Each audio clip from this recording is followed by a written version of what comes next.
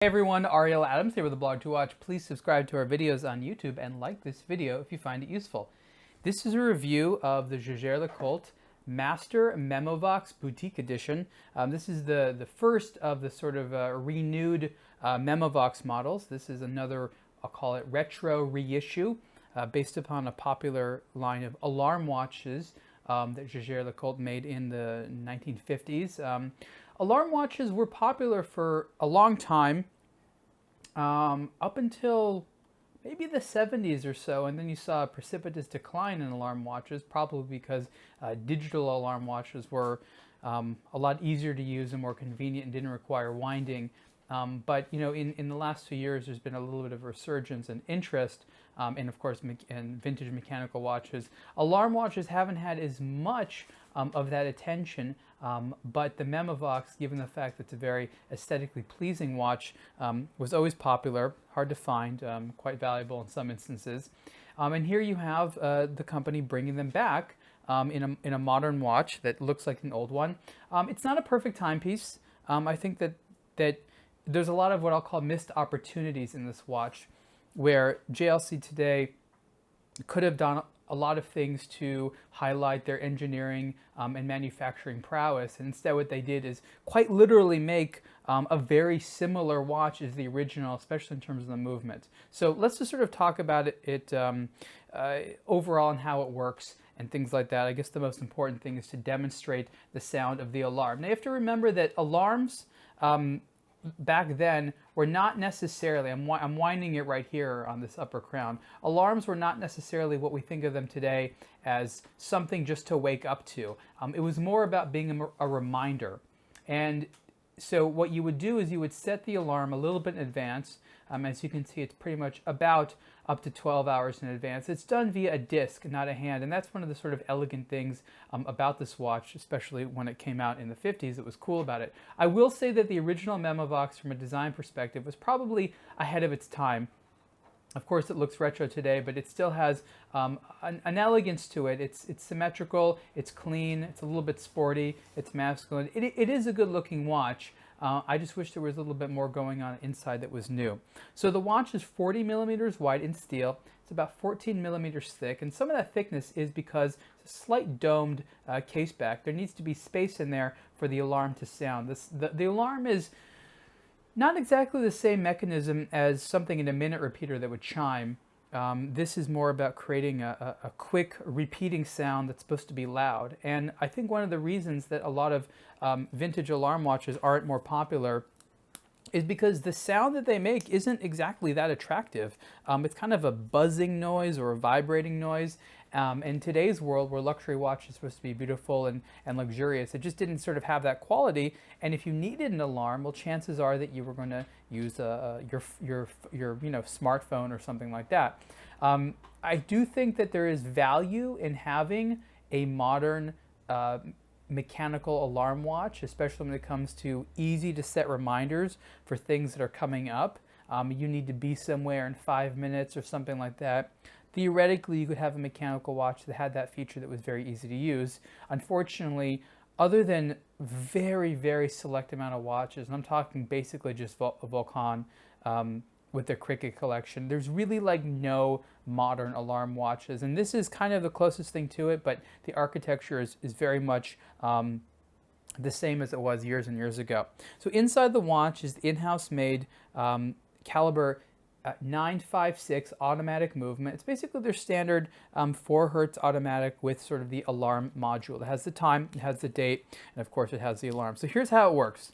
And pretty much every alarm watch is similar. So there's usually 2 crowns, and there's 2 springs. One is just a normal mainspring to run the time, and the other is a spring for the alarm. It needs to be wound up in order for the alarm to operate, and the alarm operates until that spring winds down. So sometimes there's an on and off setting for an alarm. You think of it that way. There's no on and off setting for the alarm. It's just a matter of whether or not it's wound up. So you wind the upper crown here until you feel it doesn't really stop. It just becomes a little bit different to wind, and that's when it's about full. And then you pull the crown out and you set this disc, right? So you move it in one direction, you can see the date changes. That's actually really annoying because if I forget which way to turn the crown in order to set the alarm, I'll just accidentally go ahead and set the date. And that's one of the things that annoys me, because if you want to set the alarm as a convenience feature, there's a 50% chance you're just going to adjust the date. And then you're like, okay, I got to move it all the way around. That's like not the biggest thing in the world to do. It might be seen as a minor inconvenience, but again, in the scheme of like a luxury timepiece where this isn't necessary, especially at this price level, I expect a little bit more. So you turn the crown the other way and you can move that little arrow in one direction. And as you can see, you can't really set it super precisely. You can just sort of set it to the nearest, I don't know, couple minutes or so. So there's only that one hand. Think of it as like just one single 12-hour hand. Then you push it back in, and I'm just going to show you how it activates here rather than waiting, because I'm going to manually move the time to the alarm, and so then you can hear it.